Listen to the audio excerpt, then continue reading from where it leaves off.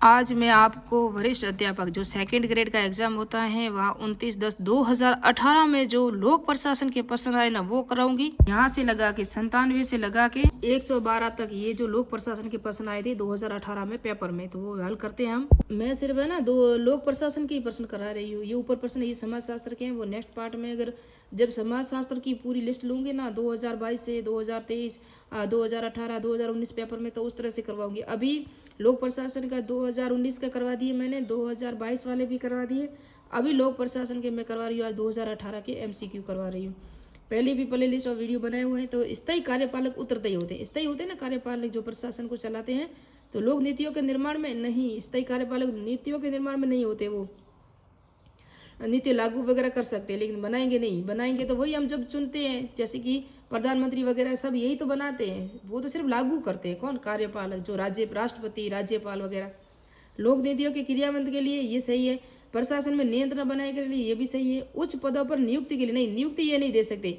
हमने देखा कल राष्ट्रीय मानव अधिकार आयोग की नियुक्ति की गई, तो क्या वो राष्ट्रपति ने की है? नहीं, राष्ट्रपति ने एक समिति की सिफारिश पे की है, और उस समिति के अध्यक्ष कौन है? प्रधानमंत्री होते हैं। और सदस्य कौन होते हैं पता है आपको? हमारे राज्यसभा लोकसभा के जो विपक्ष का नेता वो भी होता है, उसके अंदर गृह मंत्री भी होता है। राष्ट्रीय मानव अधिकार आयोग की नियुक्ति के संबंध में राज्यसभा है ना, राज्यसभा का सभापति वो भी उसके अंदर शामिल होता है। ये समिति होती है, इन समिति की सिफारिश के बाद राष्ट्रपति उनकी नियुक्ति करता है। इस राष्ट्रपति के अंडर में कुछ नहीं होता, सरकार वही चलाते हैं। फिर विस्तृत प्रशासनिक प्रश्नों के निर्णय के लिए ये भी सही है। तो एक तो इसका राइट क्या होगा? स्थायी कार्यपालक जो प्रशासक चलाते हैं, जैसे कर्मचारी वर्ग होते हैं ना वो। तो पहला राइट है, दूसरा राइट है, तीसरा राइट है और पांचवा राइट है इसके अंदर, ये हम देख सकते हैं। तो 3, 2, 5 राइट है। लोक प्रशासन की प्रकृति के बारे में LD वाइट किस दृष्टिकोण का समर्थन करते हैं? तो एकीकृत, प्रबंधीय, संकुचित दृष्टिकोण, ये सब प्रकार थे इसके। किसके? पोस्ट कार्ड के। ये सब लोक प्रशासन की प्रकृति के प्रकार है। कौन कौन से ये सब देखता है आपको? लोक प्रशासन की प्रकृति संबंधी दृष्टिकोण देखो। एकीकृत दृष्टिकोण के समर्थक कौन है? प्रबंधीय दृष्टिकोण के समर्थक कौन है? विज्ञान और कला दृष्टिकोण के समर्थक कौन है? तो एकीकृत दृष्टिकोण के समर्थक कौन कौन से हैं?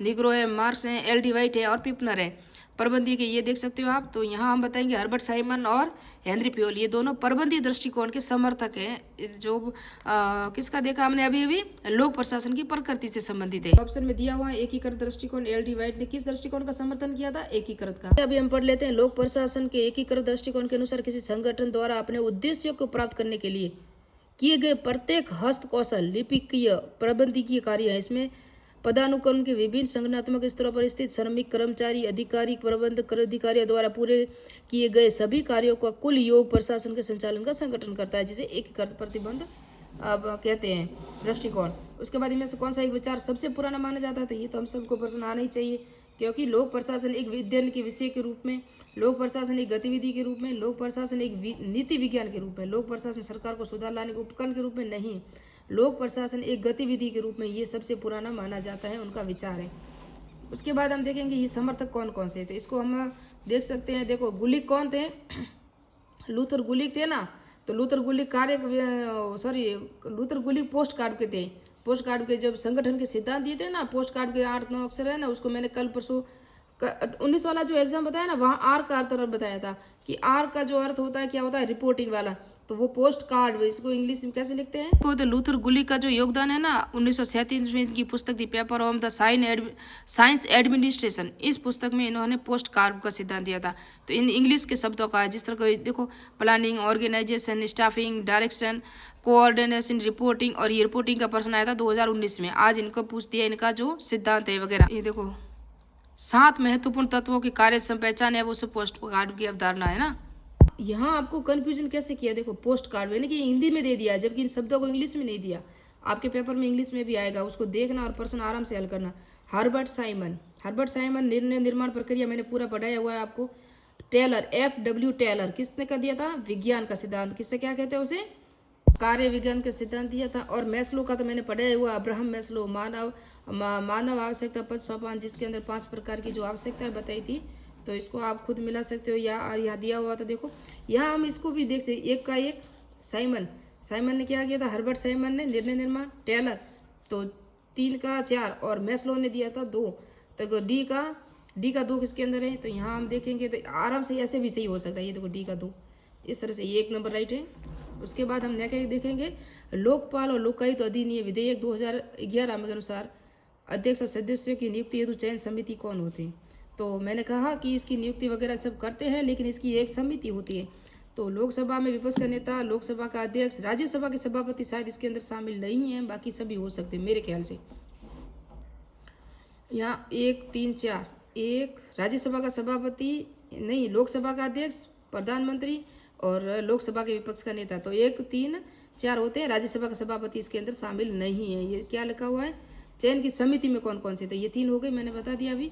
देखो 2013 में प्रशासन में व्यापक भ्रष्टाचार और उनकी शिकायतों को दूर कर प्रशासन को पारदर्शिता लाने के उद्देश्य से लोकपाल लोकायुक्त अधिनियम 2013 लाया गया। हम देखेंगे तो इसके तहत लोकपाल की नियुक्ति राष्ट्रपति द्वारा प्रधानमंत्री की अध्यक्षता वाली समिति की सिफारिश पर करती है, जिसमें लोकसभा अध्यक्ष, लोकसभा विपक्ष का नेता, उच्चतम न्यायालय के मुख्य न्यायाधीश होंगे।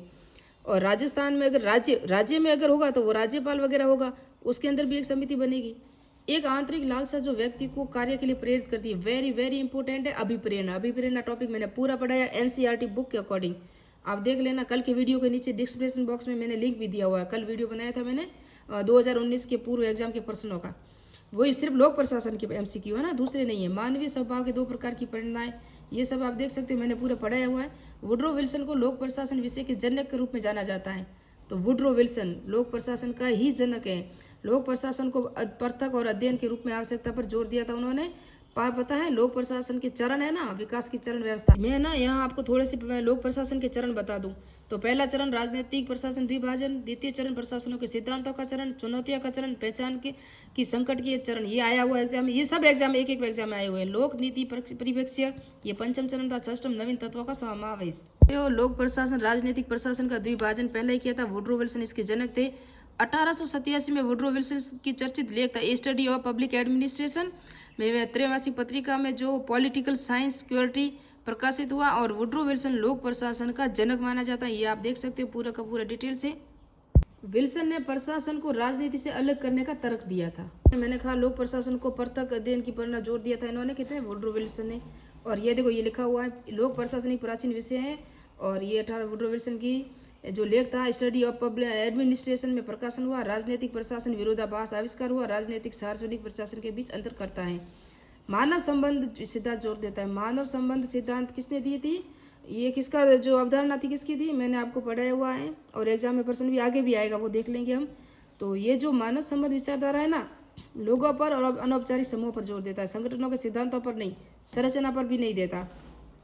ये देखो संगठनों के सिद्धांतों पर जोर देता है ना, संगठन के सिद्धांत तो दिए ही थे ना, ये संगठन का सिद्धांत ही है मानव संबंधी विचारधारा। संबंध विचारधारा जो सिद्धांत दिया था उसके तो संगठन के जो अध्यक्ष थे ना वो कौन थे, एल्टन मेयो थे। कौन थे, एल्टन मेयो। और आगे हम देखें मानव संबंध सिद्धांत सममौलिक तत्वों पर जोर देता है, प्रौद्योगिकी अर्थव्यवस्था के बजाय लोगों पर। और संगठनात्मक वातावरण का अर्थ यह नहीं है कि संगठित सामाजिक संदर्भ, लोगों को प्रेरित करने के लिए मानवीय अंतक्रिया महत्वपूर्ण। समूह में मानवीय संबंधों के समवर्ती रूप में व्यक्तिगत संगठनात्मक दोनों लक्ष्यों को प्राप्त करना है। भारतीय संसद द्वारा सूचना का अधिकार अधिनियम किस वर्ष पारित हुआ, तो ये 2005 को हुआ था। और यहाँ मैं आपको थोड़ा सा बता दूं, 12 अक्टूबर 2005 को जम्मू कश्मीर को छोड़ के, यहाँ मैंने लिखा हुआ भी होगा कहीं देखोगे तो 12 अक्टूबर 2005 को जम्मू कश्मीर को छोड़ के सब जगह सूचना का अधिकार अधिनियम लागू हुआ था। लेकिन 2019 के बाद जम्मू कश्मीर में भी हो गया, क्योंकि धारा 370 हट चुकी है। 15 जून को राष्ट्रपति की मंजूरी मिली थी, फिर 12 अक्टूबर को लागू हुआ था। राजस्थान में 26 जनवरी 2001 को अधिनियम बना था, राजस्थान सूचना अधिकार अधिनियम। ये भी अभिप्रेरणा से 2 प्रश्न आ गए। एक तो अभिप्रेरणा वाला वो हर्जबर्ग के अनुसार कौन से अभिप्रेरक हैं, तो हर्जबर्ग के अनुसार देखो यहाँ पहचान मान्यता भी है और उत्तरदायित्व भी हैं और का उपलब्धि है, ये 3 हो सकते हैं। वेतन और कार्यदशाएं नहीं हो सकती। और ये अभिप्रेरणा टॉपिक से है। अभिप्रेरणा टॉपिक का पूरा वीडियो मैंने पढ़ाया हुआ है। तो यहाँ 2, 3 और 5, 2, 3, 5 यहाँ देख सकते हो। परवर्ती शब्द पोस्ट कार्ड में कौन सा अक्षर शब्द को इंगित करता है, देखो पोस्ट कार्ड का 2 आ गया, लूथर गुलिक का जो सिद्धांत था वो 2 आ गए। तो कौन सा अक्षर उस शब्द को इंगित करता है जिसका अर्थ आदेश और निर्देश हो, तो कौन करता है, डायरेक्शन, डी होता है ना, डायरेक्शन होता है, तो वो होता है आदेश या निर्देश देने के लिए। संगठन में शास्त्रीय सिद्धांत का मुख्य रूप से संबंध है, तो मुख्य रूप से संबंध संगठन में शास्त्रीय सिद्धांत का, शास्त्रीय सिद्धांत कौन सा है, किसने दिया था, वो हम डिटेल से पूरे देखेंगे। औपचारिक संगठन की संरचना, आर्थिक मानक की अवधारणा और संगठन के सिद्धांत तो दिए ही थे। शास्त्रीय सिद्धांत का मुख्य रूप से संबंध है आर्थिक मानव की अवधारणा, प्रकाशन, मुख्य रूप से संबंध में है ना, तो इसको देखेंगे। पहला राइट है 1, 3 और 4 राइट है इसके। 1 अनौपचारिक संगठन राइट है, आर्थिक मानक की अवधारणा और 4 संगठन के सिद्धांत। और यहाँ अनौपचारिक समूह नहीं आते, तो इसके अंदर हम देखिए शास्त्रीय संगठन सिद्धांत प्रमुख स्तंभ और बताया गया, श्रम विभाजन, आदेश और कार्यात्मक क्रिया, संरचना, नियंत्रण की अवधि। तो यहाँ राइट है 1, 3, 4 राइट है, ये आप 1 नंबर देख सकते हो। निम्नलिखित में से कौन सी अवधारणा टेलर के वैज्ञानिक प्रबंध से संबंधित है? तो समय एवं गति अध्ययन और मानसिक क्रांति टेलर की है। इन्होंने